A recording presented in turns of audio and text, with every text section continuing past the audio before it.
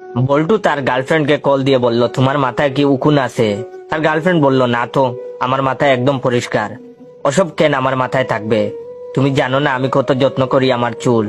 বল্টু বলল, হ্যাঁ জানি তো, কিন্তু আমার তো মনটা খারাপ হয়ে গেল। তখন তার প্রেমিকা বলল, কেন, কি হয়েছে? তখন বল্টু বলল, একটু আগে রেল লাইন ধরে হাঁটছি, তখন দেখি একটা লোক তার স্ত্রীর মাথায় উকুন বের করে দিচ্ছেন। তার প্রেমিকা বলল, তারপর?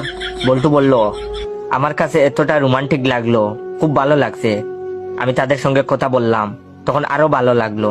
তখন তার প্রেমিকা বলল, তাই নাকি? বল্টু বলল, হ্যাঁ। বল্টু বলল, তারপর মনে মনে ভাবলাম, আমার স্ত্রীর যদি মাথায় উকুন থাকতো, তাহলে আমিও তো তার মাথা থেকে উকুন বের করতাম, দুজনেই হাসতে হাসতে গল্প করতাম। তখন তার প্রেমিকা বলল, সত্যি বলছো? বল্টু বলল, হ্যাঁ সত্যি বলছি, কিন্তু তোমার মাথায় তো উকুন নেই। তখন তার প্রেমিকা বলল, একটা কথা বলি? তখন বল্টু বলল, হ্যাঁ বলো। তার প্রেমিকা বলল, আমি মিথ্যা কথা বলেছি, আসলে আমার মাথা ভর্তি উকুন। কত চেষ্টা করছি কিন্তু কিছুতেই কমাতে পারি না। তোমাকে মিথ্যা বলছি, কারণ তুমি যদি আমাকে পচা মনে করো।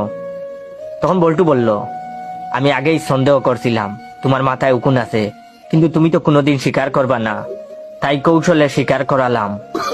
পরবর্তী দেখা হবার আগেই মাথার উকুন শেষ করবা, দরকার হলে মাথা নেড়া করে ফেলবা। ডিমের আড়তে গিয়ে বললাম, 1 ডজন হাঁসের ডিম দেন। কর্মচারী বলল, স্যার ডিম তো হাঁসে পারে না, হাসি পারে। কেসে বসা মহাজন কর্মচারীকে ডেকে নিয়ে একটা থাপ্পড় মেরে দিল। সামান্য এই কথাটার কারণে কর্মচারীর গায়ে হাত তোলা বিষয়টা মেনে নিতে পারলাম না। মহাজনকে বললাম, কাজটা ঠিক করলেন না। কর্মচারীর কথায় আমি কিছু মনে করিনি। মহাজন কোনো কথা না বলে চুপ থাকলো।